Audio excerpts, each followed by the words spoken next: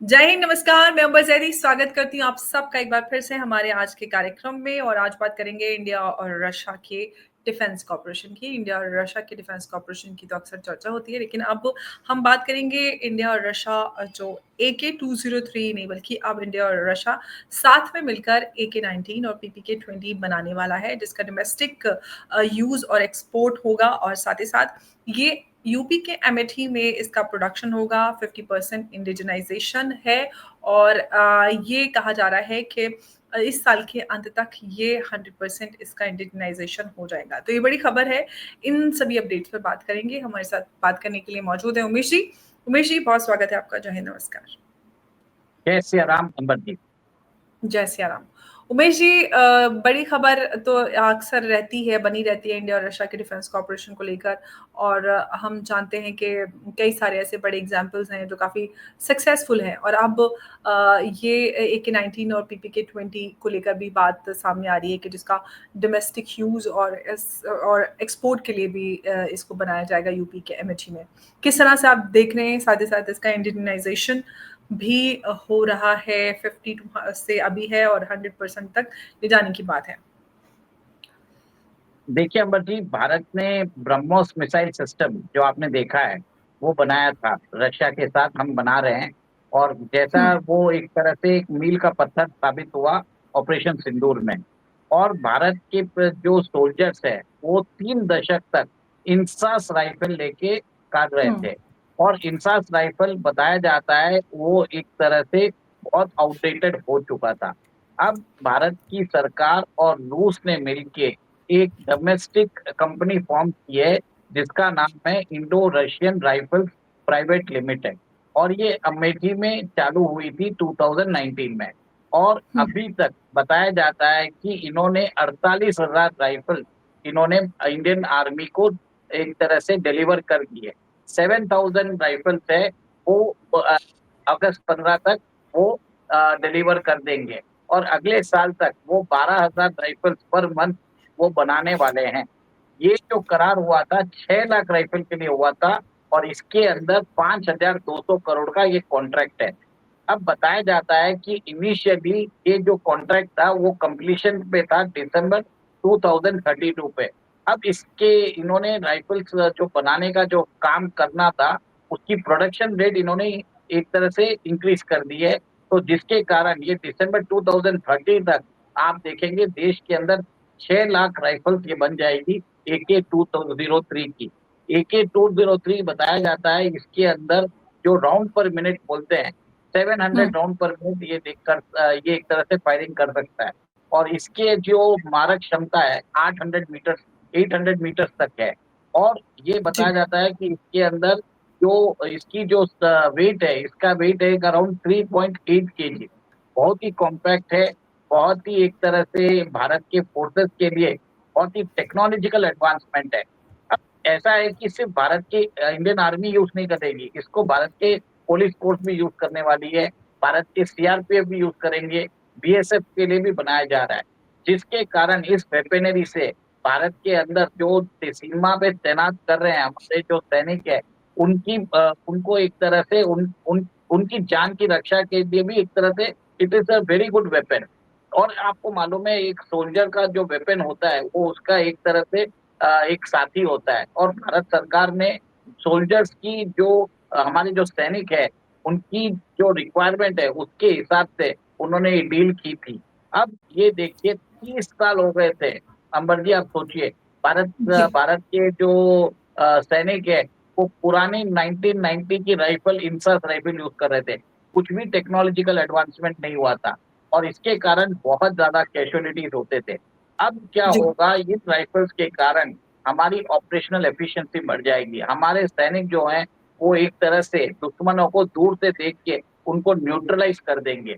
अब आपने जैसे बताया कि AK-203 नहीं, AK-19 एंड PPK-20 जो है जो सब मशीन गन है वो भी भारत के अंदर बनाने की कवायद चल रही है। अब हम्म। ऐसा है कि भारत सरकार जानती है कि दो हमारे जो देश के अंदर हमारे जो सैनिक है उनको आपको ध्यान है कि बुलेट प्रूफ वेस्ट भी बनाए जा रहे हैं। भारत के अंदर। और इसके अंदर एक और एक चीज बात बता देता हूँ, जब ये स्टार्ट हुआ था इसके अंदर 5% इंडिजिनाइजेशन हो रहा था। आज की जी, डेट में 50% इंडिजिनाइजेशन हो रहा है, और जी। दिसंबर 2025 तक 100% इंडिजिनाइजेशन हो जाएगा। मतलब भारत के अंदर ही इसकी बॉडी, इसके कंपोनेंट्स 180 कंपोनेंट होते हैं, वो भारत के अंदर ही बन रहे हैं, और इसकी टेस्टिंग भी हो रही है, क्वालिटी टेस्टिंग। और बताया जाता है कि सिर्फ ये भारत के फोर्सेस के लिए नहीं, हमारे जो मित्र देश है, उन जो अफ्रीका में है और एशिया में है और लैटिन अमेरिका में है, उनको भी सप्लाई किया जाएगा। एक्सपोर्ट AK-203 के एक्सपोर्ट के ऑर्डर्स की इंक्वायरी आ चुकी है। अब ये कंपनी क्या कर रही है, सोच रही है अपनी प्रोडक्शन कैपेसिटी बढ़ाने की सोच रही है, डबल करने की सोच रही है, जिससे वो एक्सपोर्ट मार्केट को भी टैप कर सकते हैं। जैसे हुँ, हमने देखा है कि रशिया ने हमें टाइम पे बहुत, हमें जो रशियन वेपनरी है वो भारत के हमेशा काम आई है, भले ही वो सुखोई 30 हो या हमारा SU-400 मिसाइल डिफेंस सिस्टम हो, और या तो ब्रह्मोस मिसाइल हो। और ये जो राइफल है, ये एक तरह से it's a mark of, it's like बोलते हैं ना, सिंबॉलिक फ्रेंडशिप है। आपके सुखोई 30 हो या S-400 हो या आपकी ब्रह्मोस हो, वो सब क्या है, वो सब वेपनरी क्या होती है, वो डिस्प्ले पे नहीं आती है। पर ये जो राइफल है, जो जवान अपने साथ लेके खड़ा रहेगा, it is a symbolism of India and Russian partnership. और बहुत ही एक तरह से this is a win win situation for both India and Russia. Absolutely. और इंडियन रशियन डिफेंस पैक्ट की जो बात करते हैं तो हम सब जानते हैं, और हम आज राइफल्स की बात कर रहे हैं तो जो ये लेटेस्ट एडिशन है इसमें जिसमें हम बात कर रहे हैं AK-203 की तो बात ही हो रही है। और जो डिफेंस मिनिस्ट्री है उसने ऑर्डर भी दिया है AK-203 का। लेकिन जो ये नए जो राइफल्स बनाने की बात हो रही है, PPK-20 और AK-19, इसकी पूरी टेक्नोलॉजी ट्रांसफ़र की बात अभी चल रही है रशिया के साथ, कि फुल 100% टेक्नोलॉजी ट्रांसफ़र हो जाएगी तो काफ़ी हैंडी और काफ़ी अच्छा ये हथियार माना जा रहा है। क्या हम देख पाएँगे कि आगे रशिया 100% टेक्नोलॉजी ट्रांसफ़र देगा?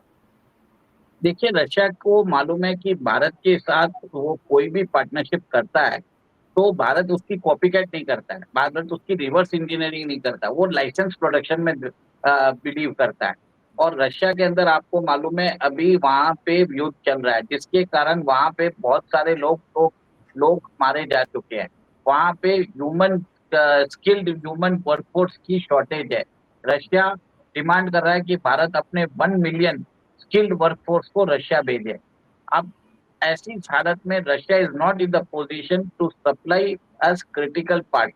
इसके लिए आप देखिए लोकलाइजेशन की बात हो रही है, लोकलाइजेशन ऑफ कंपोनेंट। भारत को भी मालूम है कि पीस टाइम में तो वो हो जाएगा, पर वॉर टाइम में ऑपरेशन सिंदूर ने बता दिया है कि जिस कंट्री के पास खुद की मिलिट्री इंडस्ट्रियल कॉम्प्लेक्स है, खुद के पास, आपके पास खुद का प्रोडक्शन कैपेसिटी है, तभी आप सक सकते हो। आज जो हुँ, वॉर चला था वो 4 दिन चला था। अब समझ लीजिए अगर वॉर 20 या 30 दिन चल जाता है, आपकी जो डोमेस्टिक प्रोडक्शन है वही आपको सहायता करेगी। और इसके लिए रशिया के साथ हम पार्टनरशिप कर रहे हैं, जिसमें रशिया टेक्नोलॉजिकल ट्रांसफर के लिए भी एग्री हो जाता है, IPR राइट्स भी देने के लिए रेडी रहता है, और लोकलाइजेशन ऑफ कंपोनेंट्स के लिए भी एग्री कर चुका है। तो अंबर जी, आप ये देखिए कि Russia is one of the most trusted partner, and India भी एक तरह से रशिया का एक बहुत फेवर्ड नेशन होता है। जो S-400 missile defence system Russia ने दिया था, जो वेरिएंट भारत को दिया है वो टर्की और चाइना को नहीं दिया है, उसका से एक दो वर्षन डाउन वर्षन दिया है, ताकि कोई वो लोग रिवर्स इंजीनियरिंग ना कर पाए। भारत के साथ रशिया को ऐसा कोई प्रॉब्लम नहीं है। और ये जो AK-203 जो मिसाइल है, वो अमेरिकन AK-203 जो राइफल है, ये अमेरिकन जो SIG-716I और बेल्जियम मेड स्कार से भी एक तरह से बहुत ही अच्छी है। और इसमें बताया जाता है कि बहुत ही कॉम्पैक्ट भी है और ऑपरेशनल एफिशिएंसी बहुत ज़्यादा बन जाती है। देखिए, ऐसी बात है कि इस जो राइफल है, जो रशिया की AK-203 है, हमारी एक बैंगलोर की फर्म है, BSS अलायंस, इन्होंने इसको हुँ। एआई ड्रोन के साथ इंटीग्रेट कर दिया है। अब बताया जाता है कि ये जो AK-203 है, it can be used for remote surveillance, it can be used for border security force, for engagement as well. इसके अंदर कैमरा लगा हुआ है, वो दुश्मन को पहचान सकता है और उसको अगर वार्निंग देके उससे के साथ एंगेज भी कर सकता है। तो आप ये देखिए कि भारत का सिक्योरिटी जो अपैरेटस है, जब भारत के अंदर जो राइफल्स बन रही है, उसके अंदर भी वैल्यू एडिशन हो रहा है और भारत के लिए एक्सपोर्ट मार्केट भी अच्छा बनता जा रहा है, ये मेरा मानना बिल्कुल और भारत जिस तरह से एक्सपोर्ट की मार्केट भी क्रिएट कर रहा है, साथ ही साथ अपनी डोमेस्टिक जो पूर्ति है, जो रिक्वायरमेंट है, उसको भी पूरा कर रहा है और ये अपने आप में बड़ी बात है। डिपेंडेंसी जो है, वो नहीं होनी चाहिए। हम सेल्फ रिलायंस की बात करते हैं, तो भारत डिफेंस में सेल्फ रिलायंस इनफैक्ट ओवरऑल सभी क्षेत्र में सेल्फ रिलायंस की पॉलिसी को अपनाए हुए है और हम जिस तरह से डिफेंस कॉर्पोरेशन देख रहे हैं भारत और रशिया के बीच में, जहाँ पर टेक्नोलॉजी ट्रांसफर, आईपीआर और इन सब की बात आती है, लेकिन नहीं, ना सिर्फ रशिया बल्कि और जो भी हमारे डिफेंस पार्टनर्स हैं, उनके साथ भी यही कंडीशन भारत रखता है। फ्रांस की अभी हमने बात की थी बीते दिनों, वहाँ पर भी टेक्नोलॉजी ट्रांसफ़र, आईपीआर इस सब की बात आ रही है। तो कहीं न कहीं ये जो भारत की जो पॉलिसी है सेल्फ रिलायंस की, उसमें काफ़ी अहम साबित हो रहा है उमेश जी। नहीं, आप बरोबर बता रहे हैं। जैसे आपने देखा होगा कि पिछले दिनों हमने फ्रांस के साथ जो इंडियन डील साइन करने वाले हैं 61,000 करोड़ की, जो एमका के डेवलपमेंट प्रोग्राम में रहेगा, वहाँ पे भी हमने बात की है कि आप यहाँ पे टेक्नोलॉजिकल ट्रांसफर करना पड़ेगा, लोकलाइजेशन ऑफ कंपोनेंट्स करना पड़ेगा, आईपी राइट आपको देना पड़ेगा। और रशिया से भी हम 177S वो इंजन लेने की बात कर रहे हैं, जिसके अंदर भी हमने उनको बोल दिया है कि आपको 80% टेक्नोलॉजिकल ट्रांसफर करना पड़ेगा। हुँ। और जी के साथ हम जो F414 जो इंजन हम ले रहे हैं और उसके लिए भी हमने बोल दिया कि जो एग्रीमेंट हमने 2023 में साइन किया है, उसको आप ऑपरेशनलाइज़ करिए। तो जी, अभी आपने देखा है कि कैसे इंजन हमको सप्लाई करना चालू कर दिया है। महीने के 2 इंजन वो दे रहा है और बताया जा रहा है कि by the end of the year 12 engine वो दे देगा और भारतीय जो हिंदुस्तान एरोनॉटिक्स लिमिटेड है, वो क्या कर रहा है, वो अपनी जो तेजस एलसीए MK-1A का जो मेन फ्रेम है, एवियोनिक्स है, मिसाइल सिस्टम्स है, सब डाल के वो रेडी करके रख चुका है। जैसे-जैसे इंडियन आएँगे वैसे-वैसे वो फिट करके भारत की एयरफोर्स में वो प्लेन्स को भेजता रहेगा। और ये एक तरह से बहुत ज़रूरी भी है। और आप ये भी देखिए कि इस राइफ़ल के आने से भारत के अंदर जो हमारे जो जवान्स हैं, उनके अंदर नया उत्साह आएगा।